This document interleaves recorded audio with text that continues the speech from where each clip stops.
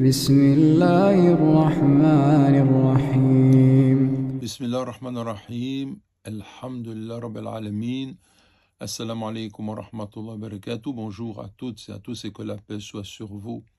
L'islam nous rend attentifs aux dangers que peut représenter notre usage, l'usage de cette faculté qui nous a été donnée. Cette faculté, c'est la parole, c'est le fait de s'exprimer. Parfois, l'être humain peut dire quelque chose sans avoir conscience des conséquences de sa parole, alors qu'il s'agit d'une parole dite et dont les conséquences sont extrêmement graves. Et notre prophète, sallallahu alayhi wa sallam, nous a rendu attentifs à cela dans un hadith qu'il faudrait longuement méditer pour prendre la résolution, effectivement, de maîtriser notre langage et de nous empêcher de dire du mal. Donc voilà le hadith en question.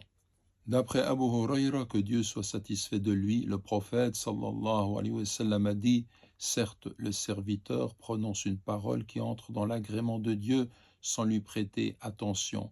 Dieu l'élève par cette parole dans les degrés du paradis.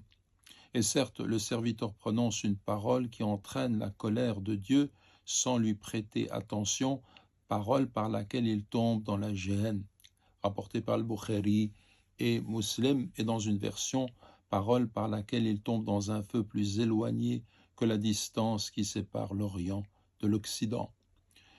C'est dire combien il est important d'aller dans le sens de cette éthique et de la correction de notre langage, parce que nous n'avons pas toujours conscience de ce que nous pouvons dire et des effets de notre parole sur les gens qui nous entourent.